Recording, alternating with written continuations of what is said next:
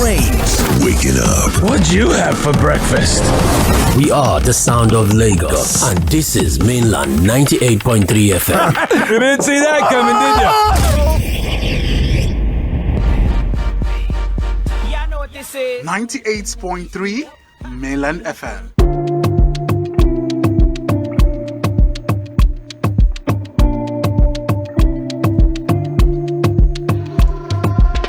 Good morning and welcome to Mainland 98.3 FM, the sound of Lagos. My name is Sage Babalola. As you know, every Friday from 10:15 a.m. to 11 a.m. we have conversations about health and safety. Now, this is not a specialized program like Mother and Child where we focus primarily on women and children. We decided to also, show you that we care about the general populace and the things you need to do to be safe, to be healthy, whether it be diet, whether it be physical exercise or whatnot. Sage is my name once again. Today is not going to be different from any of the other conversations that we have on Health Plus on Mainland 98.3 FM, but it is something of a, should I call it a special edition, and I'll give you my reasons. This is because the conversation we're going to have today is something that affects not just Nigeria. It's not specific to Nigeria. It's a global epidemic of some kind, and medical experts around the world are starting to worry about the future of the country, of the world, if this epidemic of some sort is not handled very quickly. Today on Health Plus, we're going to have a conversation around implication of smoking. Yes, we're talking about smoking, and I know many of you that are listening right now would understand why I had that introduction earlier about it being a global epidemic. I know you were expecting a disease of some sort like COVID or what have you. Well, smoking is an epidemic, and many health experts have described it as such. Today, I'm not going to be alone. As always, we like to always engage the services of healthcare practitioners, people who have been in the business, who have seen these things and can give us first account of why the situations should not be, and also the implication it would have in the long term.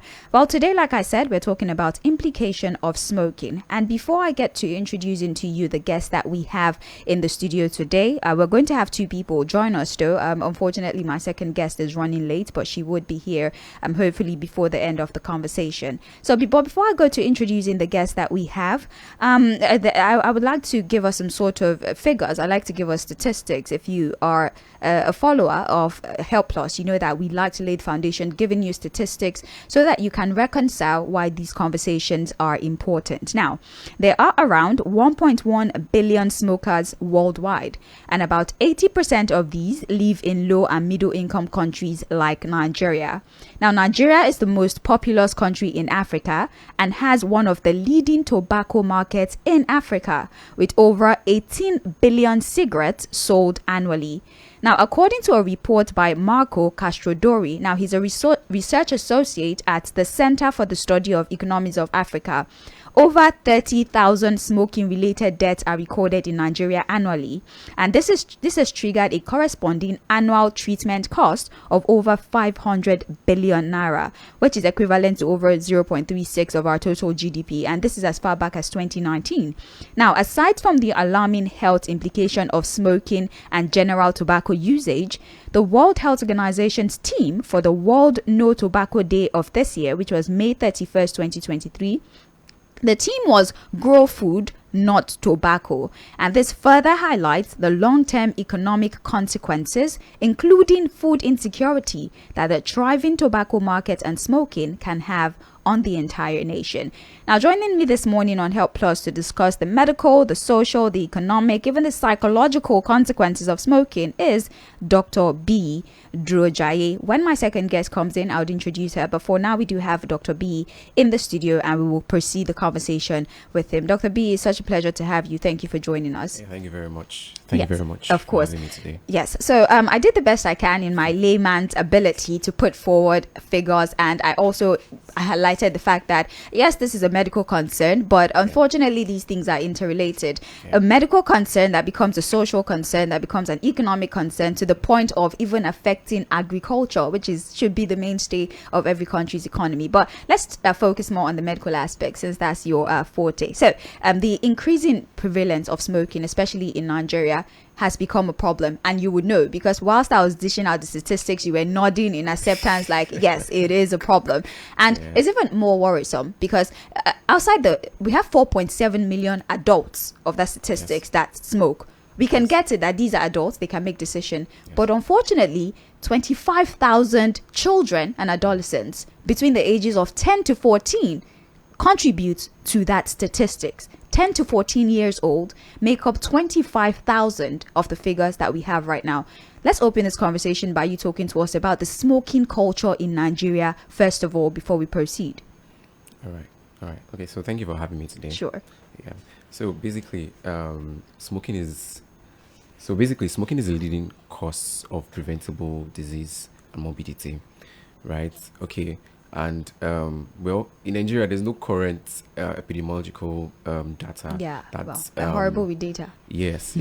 So, but like you said, it's very serious amongst young, most especially secondary school students within the ages 14, 15, 16 years, and is so alarming, right? Because in Nigeria here, and sometimes you can even trace it down to the fact that some of these children are being abandoned, right? Some of them on the streets, they necessarily don't have people to cater for them, right? And they end up getting into behaviors like this, and then they start smoking, and that affects them psychologically, that affects them even in their education too, right? So, and the thing about smoking here is that when it starts at a very young age, you get addicted to it. And that's why you see, if you check those that are adults that's smoking right now, and you trace it back to when they started, right, they started at that age, 14, 15, 16. Right. So it's a very, very serious thing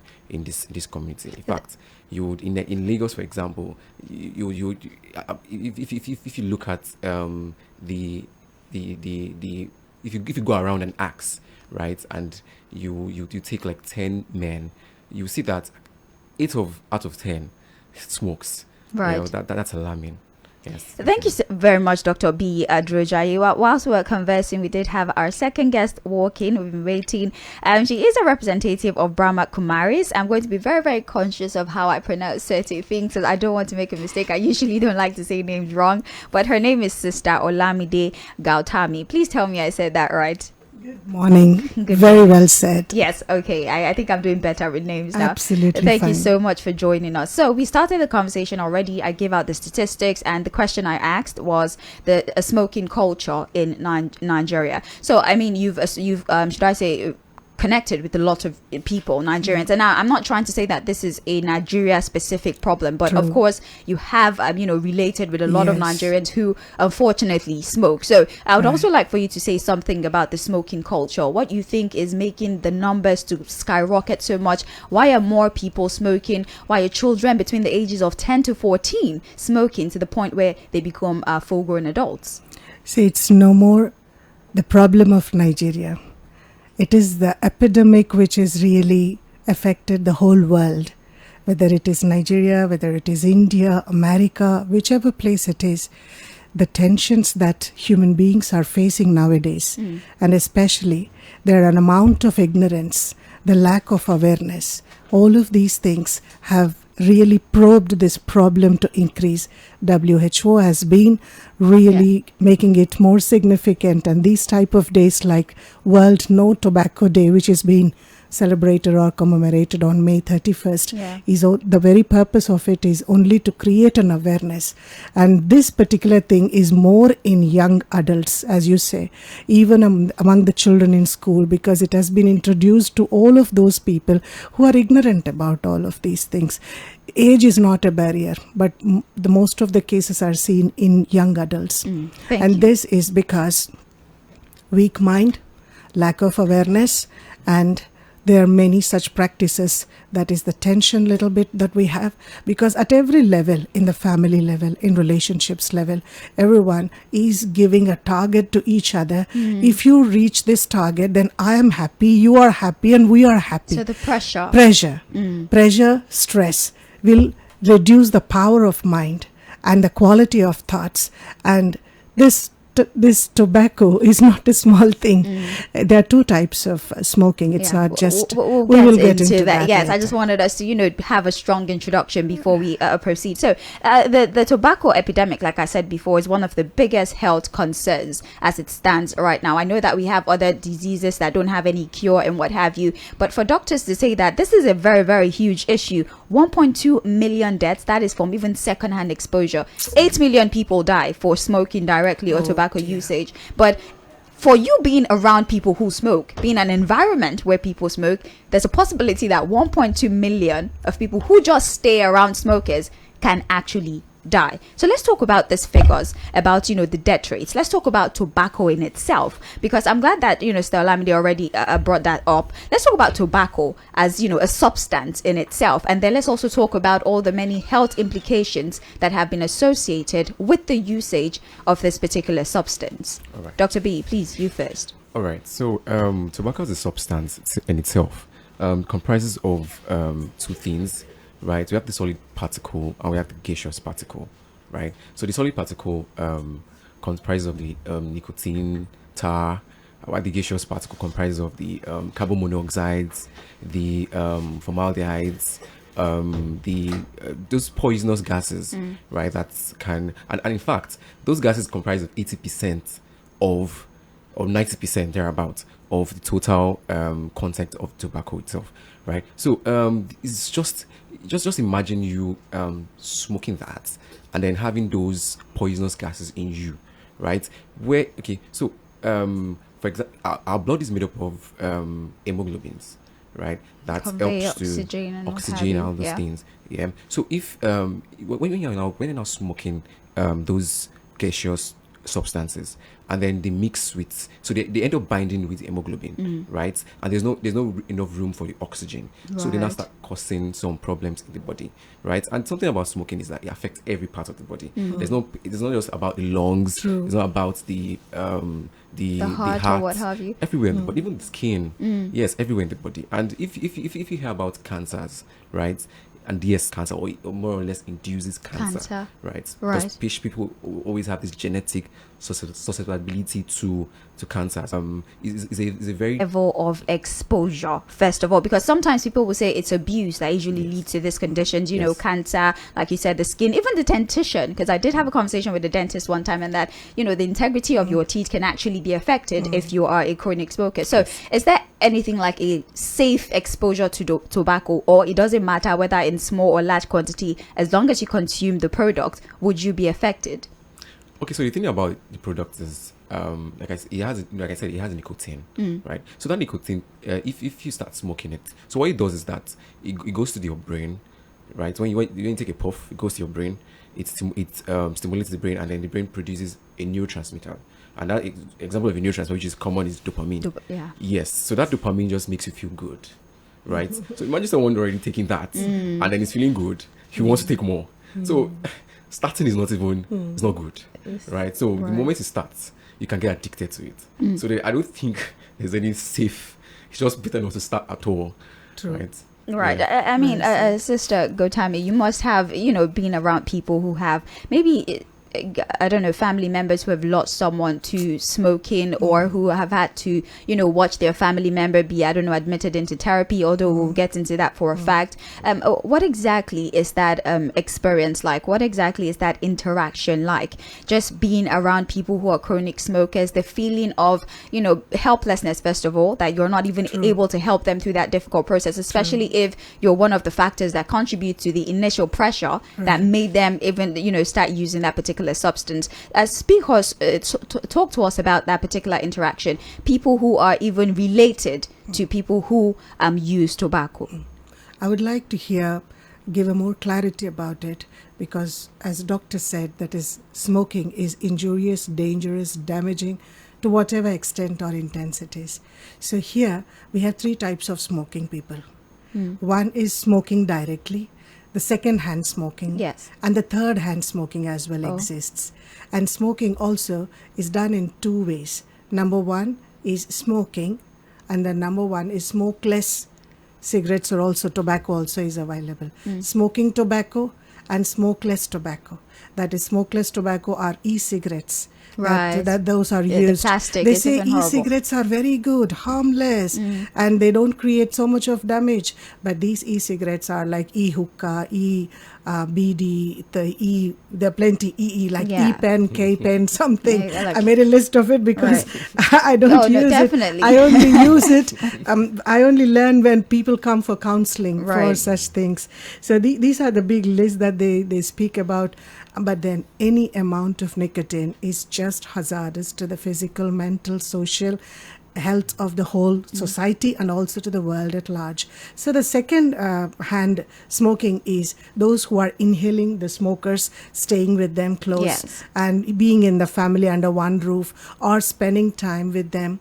And the third hand smoking is those when you smoke, the smoke just spreads and it just doesn't disappear, but it enters into your clothes, enter into your body, enter into a bed, on your walls, on your doors and windows. It's there.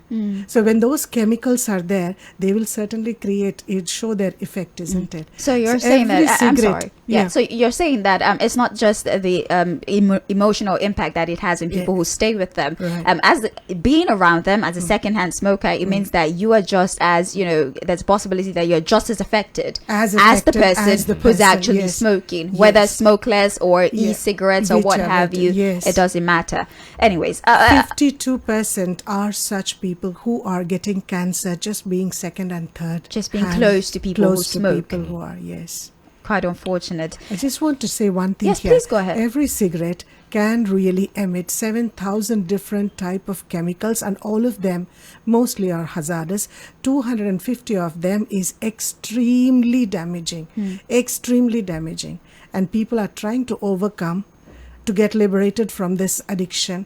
But then 70%, 100% have that thought. 100% have the knowledge that this is injurious. But only 70% are try. But only 5% are able to overcome it. If you're just joining us, this is Health Plus on Mainland 98.3 FM. We're talking about the implications of smoking. I do have Dr. B. Drujai here with me in the studio, and also, like I said, a representative of Brahma Kumaris, who is Sister Olamide Gotami. I would like to describe her as something of a wellness coach, if I might. And Dr. Drujai is here to give us all the medical terminologies and, all the chemical compositions and what have you. Sister Olamide will talk to us about, how it affects the environment, how to get through the process, counseling, how to even use diet and what have you. Everything is interconnected, like I said before. That's why we have two people, who are skilled about this, but then the approach is somewhat different, but very effective. All right, so let's talk about how smoking affects the sexes, and I'm talking about men and women. Smoking affects everybody, it's irrespective of gender, but doctors, medical practitioners would tell us that the implications are somewhat different in men and women. Though we have more men who are probably going to be smokers, we have more men that would probably smoke, because societal construct puts a lot of pressure on men, and like Sister Olamide has highlighted, pressure is one of the leading causes of why people smoke. But in that same vein, women somewhat have some sort of female vulnerability. They're most likely going to suffer from more smoke related morbidities than men, even if they don't smoke as much as men. So I would first like you to go, Dr. B, to talk to us about maybe juxtapose, contrast, give us the comparison. How does smoking affect men? How does smoking affect women? And in there, if you can, lay a little bit of emphasis on smoking and pregnancy, because that's a concern as well. Please go ahead. All right. Okay, thank you very much. Okay, so the thing is, smoking actually affects both gender. And the only difference between both gender basically is just the reproductive aspect of it. Yes. Right. Okay, so for the reproductive aspect of it, that's a female. Right. So basically it causes is an inducer for cancers like breast cancers, cervical cancers. Right. Okay, and also for the reproductive aspects, it also affects for a woman that wants to give birth, that wants to conceive. It's always a problem if she's a smoker. It's always a problem for her to conceive, right? And even if she won't conceive at the end of the day, there's something we call ectopic pregnancy. It's possible she can be predisposed Pregnancy to outside the uterus. Exactly, right? So even when she's even pregnant, even when the child is inside the uterus, there's also something we call the abruptio placentae, right? Just what it means is that when there's a detachment of the placenta, just after the age of viability.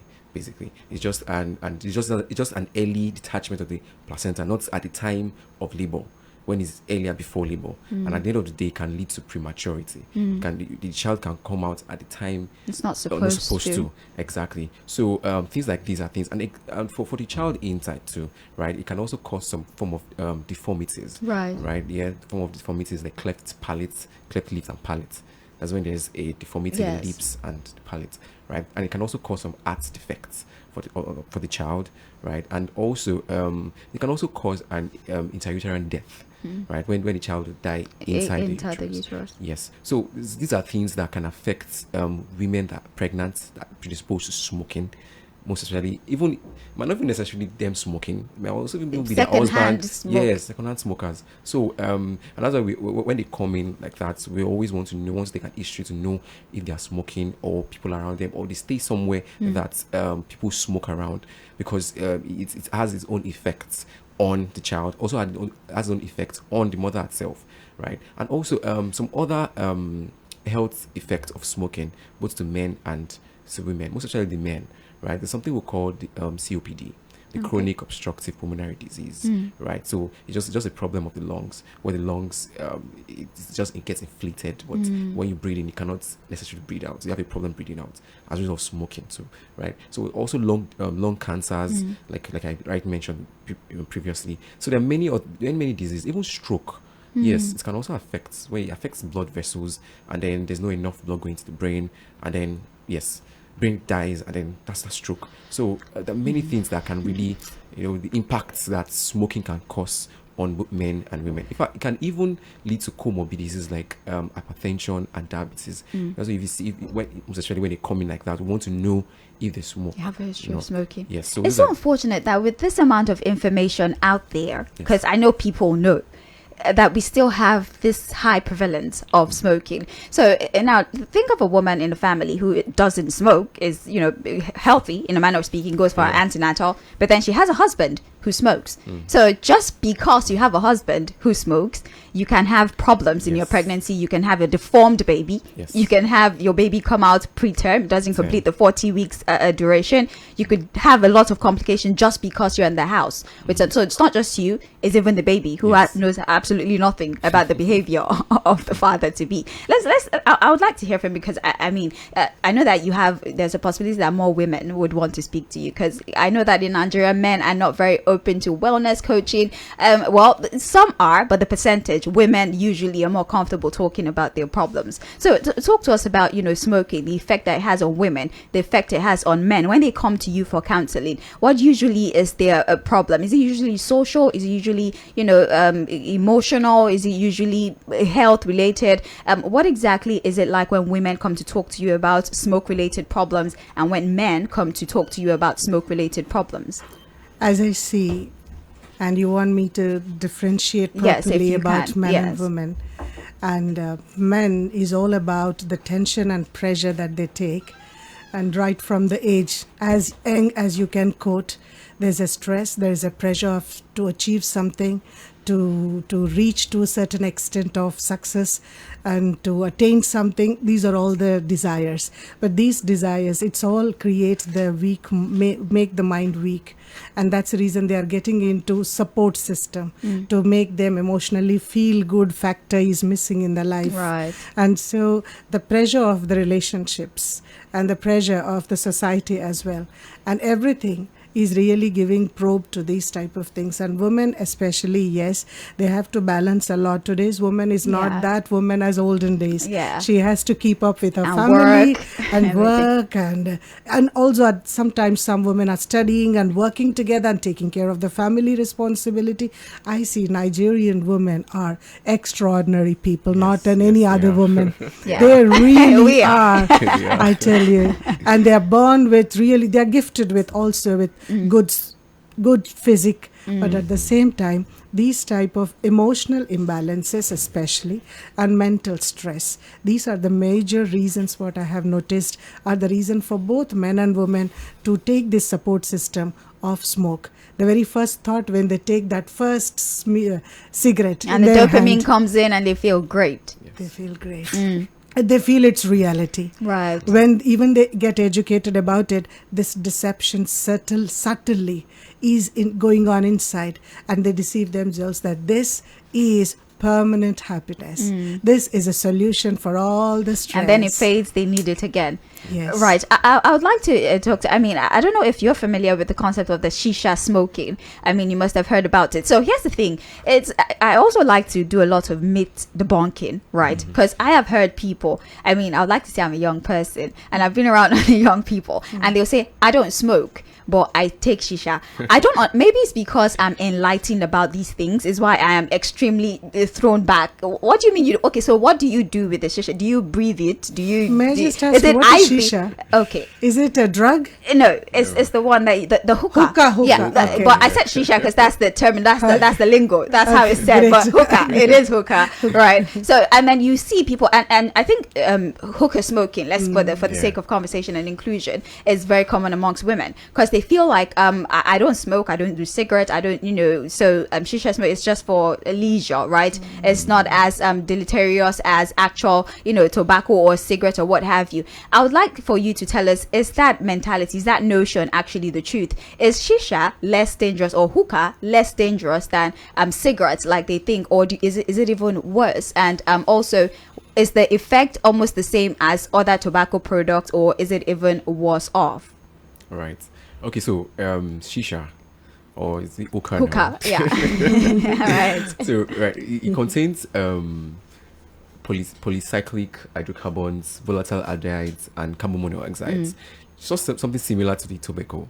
Yeah. But the problem is, and the reason for the misconception is that, when they sell those things, they tell them, oh, it's just flavor. And it's flavored, mango flavor, and what have you. Nothing, Smells nice. Smells nice. It smells nice. They even say to the extent that, okay, the way it's set up. It Yeah, has water, yeah. it's bubbling. Oh, it's nothing like that. It's not like the cigarette you're smoking. In fact, people that even smoking shisha would even insult those that are smoking cigarette that you smoke. You That's smoke. nonsense. I don't. You don't smoke, right? So, okay, so for the cigarettes, at the back of the cigarettes, there's this health Advisory. advice. Yeah. Yes, advisory at the back of the cigarettes that tells them that, oh, if you smoke so amount of cigarette is bad for your health and those things. But for the shisha, is not there. Nothing like that. In fact, when you go to clubs and parties, they'll just give it to you and they'll tell you this is good for the health. It's just flavor, and so I think that's one big problem, right? The awareness about shisha being dangerous and the components of shisha is the problem of that particular.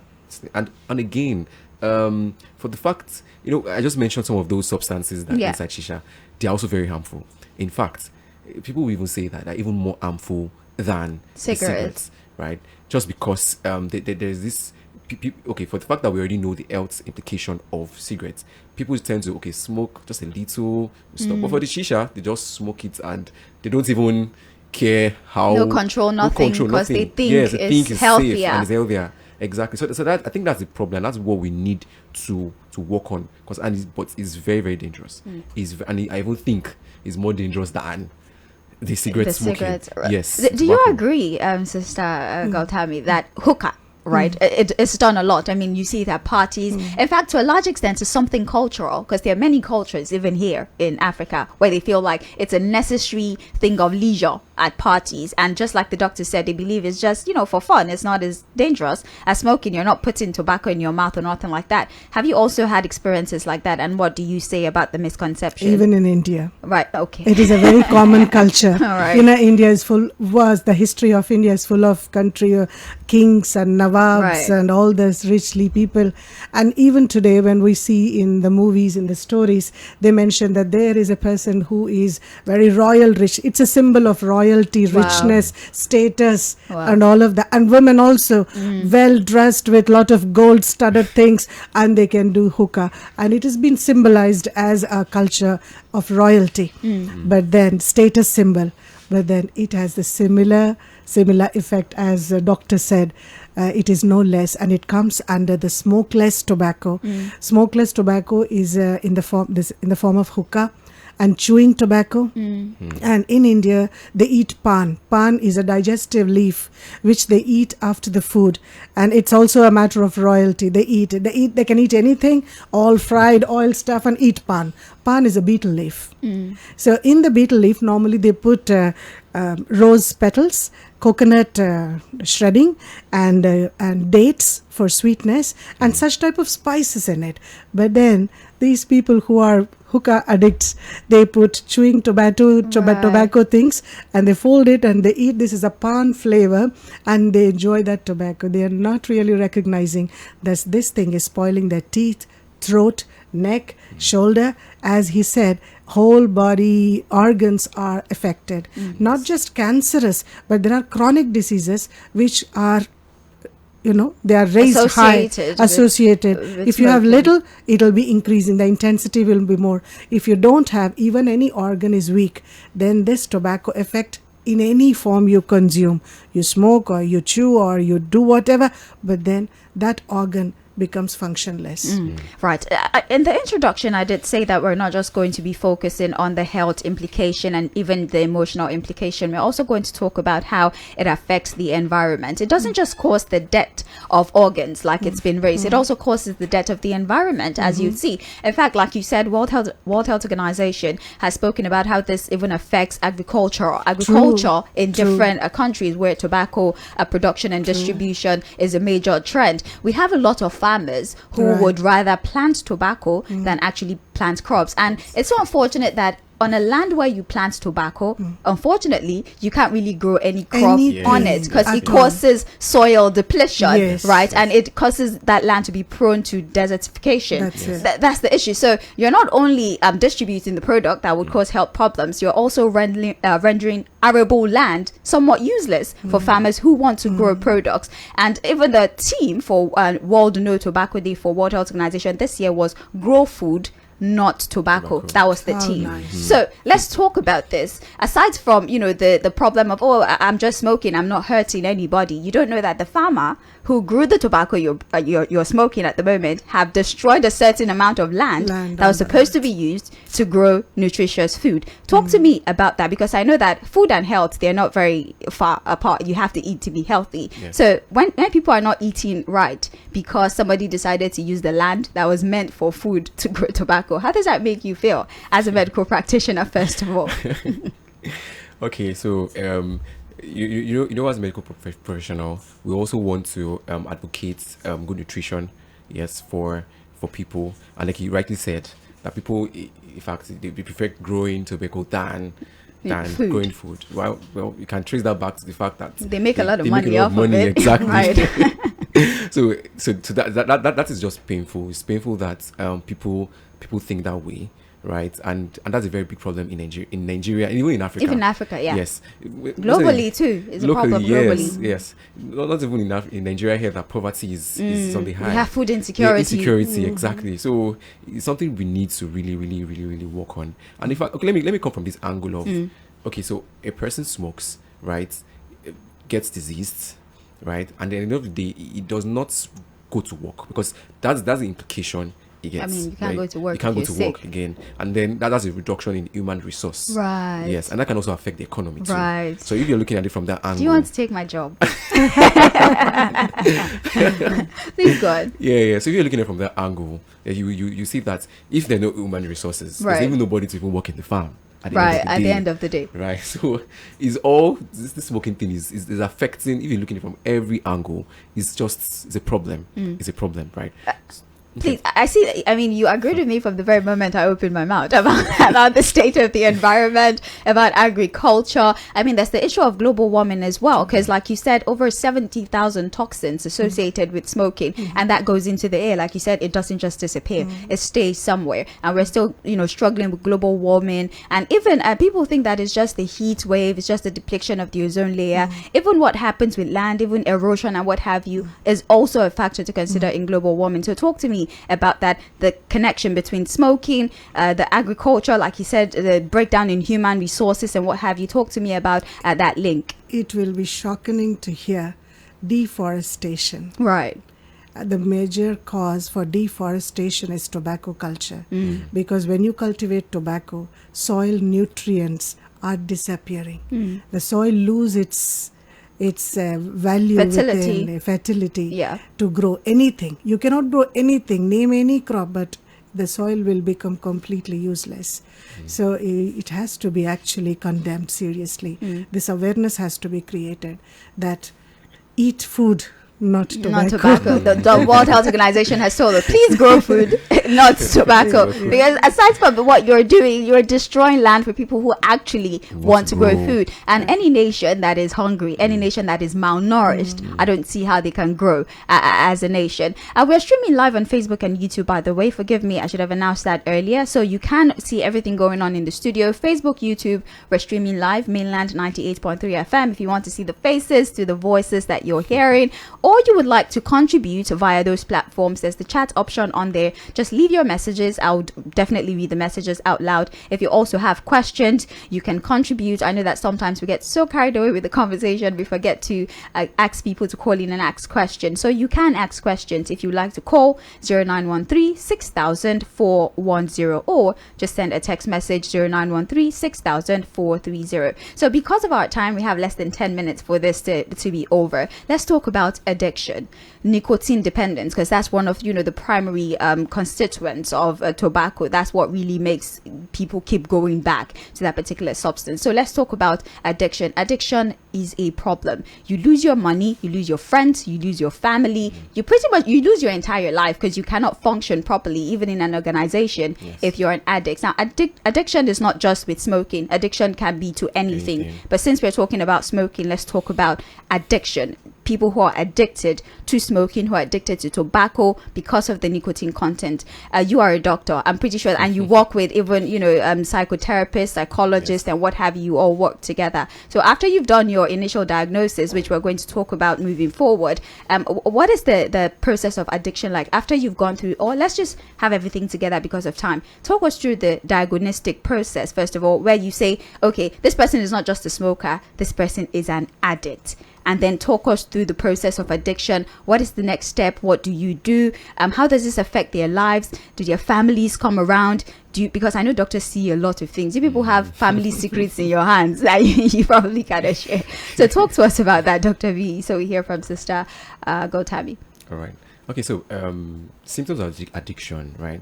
When a patient comes in and then we take the initial assessment. And then sometimes they come in with just shortness of breath, some other symptoms. Minor symptoms, yeah.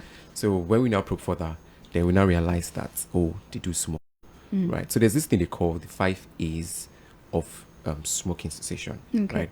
So the first is ACTS, right? So that's the first one, ACTS. So ACTS is you want to know what exactly they smoke, when did they start, and for how long are they been smoking. Right, so the next is you want to now advise, right? So that's when you will now discuss about the health implication of smoking, and you want to urge them to quit, right? And the next is to assess. So you want to assess their willingness to stop smoking, right? Yeah. So the next is assist, right? So now you want to give them this is a point where we have a doctor-patient relationship where we would create a plan, right? A treatment plan for them, and then for them to follow, right? And then next is to arrange. So I want to arrange a follow-up for them to see them next 1 week, to just know how the progress is, So so there's some peculiar symptoms about addiction, right? So if you see someone smoking a lot and you can't do without it, you know that person's addicted, right? If the person who said he wants to stop, there's this something we call the withdrawal symptoms. Right. Symptoms like the person gets frustrated, the person gets angry, the person gets irritable, the person gets anxious. Those are social implications. Yes. That's why they mostly lose their friends and families. Right. Right. Yeah. So when they don't even go for social events, right, with their they're family, withdrawn. they withdraw from them. Then this person is really on that, is really addicted to it. So those things I've highlighted, the A's of smoking cessation is very, very key in when we are assessing and then giving a good plan on how we moving forward with people that smoke. Yeah, let me hear from Sister Gautami before we talk about the treatment, even behavioral therapy, the cessation process, and the follow-up plan. That will be the final phase of this conversation. But yes, let's talk about addiction. I mean, I think that's the point where people really start to seek help when they get addicted, where they come to you. I'm an addict. I mean, I don't even know if many people get to the point of admittance where they admit that, oh, I'm an addict. They say, I smoke a lot, but they would not want to use the term, I'm an addict, but that's just what they are. So talk to us about addiction and your experience with addicts, whilst you're trying to coach them into getting out of that toxic behavior. It's actually the parents or the associates or family members, they come and talk first. And they would say that we have somebody and he needs serious help and he's not ready to accept and he doesn't want to professional help. He doesn't want to take any professional help. So that's where we are here, because you're a sister, you know them from long time. Would you like to talk to them? I said, why can't? And then, yes, as the 5 A's, ask, advise, assess and assist and arrange. All of these things, I also follow the same process. And after all that, I really just quietly and with a lot of good wishes in the mind, what we can do is, we all, though none of us are smoking here, but we still can help the environment to be liberated from the smoking addiction. That is by creating a positive thought, having faith, giving hope, and telling them so that they can have a determined thought. Its determination is key to success. So when there is no determination, as in this 5A process, you will come to know, assess the person, his interest to be out of it and all. You can inspire the person, talk. But this whole family is also there, friends are also there, who are watching, observing what's going to happen. Is it yes, is it no? Is going to change or not? Accept or don't accept? But this all depends on the interactions that we have. And this has to be, yes, follow-up is necessary. You just call up and follow-up. The best way is nowadays WhatsApp. We send positive thought every morning. It's called as gift for the soul. And so it's only that to just rejuvenate the soul, hydrate the soul. The inner emotions and sentiments or vision is not hydrated. When they all get dehydrated, we tend to get into these type of things. Just in a minute, if you can, because we're really pressed for time. How about natural remedies? So like, just get to the doctor to talk to us about behavioral therapy, like diet, physical exercise. Yes. What role do all of these things play when you're going through the process of smoking cessation? They all play a vital role. Yes, there are certain tablets, Ayurveda tablet. Ancient Indian medicine is called Ayurveda. There are certain leaves and certain tablets which can really create repelling feelings within you not to smoke, and you get that aversion thoughts. But above all, I say 70% is the mind game here. If the mind is completely aware of it, controlled, and you need to connection, here comes the part of meditation. Right. So meditation is to have an attention on the supreme source and connect in that silence, and then you charge yourself. So when the mind is completely charged, and when you have that supreme cosmic energy within you, and it's no juju anymore at all. It's just that you take his energy and you feel yourself, and that self-respect increases. When your self-respect increases, your mind is healthy. When the mind is healthy, it will heal the body. Healthy is all about heal thyself. Right. Thank you so very much. If you can also, Doctor, please, I'm sorry I put a time limit on your speech, but in 1 minute, if you can talk us through the treatment, behavioral therapy, what have you, and also family support, because I see that people, even in medicine, they heal faster when they have a support system. So talk to us about that in a minute, if you can, please. All right. So basically, the treatment or the management for people that are addicted is a multidisciplinary approach, right? That involves the doctor, most especially the psychiatrist, and the psychotherapists, right? The behavioral therapists, even the religious leader. Yes, it could be an imam or a pastor, right? And also very importantly, the family, which is the bedrock of the person's life. Right. Yes. So just is a combined effort to making sure that. So in our own side as doctors, so if the patient is, of course, tobacco, nicotine addicted, so there's some things they call nicotine replacement therapy, right? They can be given like nicotine gums, sprays. So just the whole idea is just gradually phase it out rather than just completely detach them, so they don't have the withdrawal symptoms. Right. Yes. Okay. Well, unfortunately, we cannot continue, but not to worry. You can follow us on social media at Mainland 98.3 FM. If you would even like to have personal conversations with, the wellness coach, Sister Olamide Gautami, who's a representative of Brahma Kumaris. I tried so hard to keep that in my head. And also Dr. V. Drujaye. Just send us a message and we will connect you to this two persons. Thank you so much for coming. We appreciate you. Thank This you was a very very much. wonderful conversation. It's a great Thank you for pleasure. making the job really easy for me and the information. We really appreciate you. Well, that's where we'll draw the curtains for Health Plus today on Mainland 98.3 FM. My name is Sage Babalola. Up next is Still on the Matter, so don't go anywhere. The conversation certainly continues.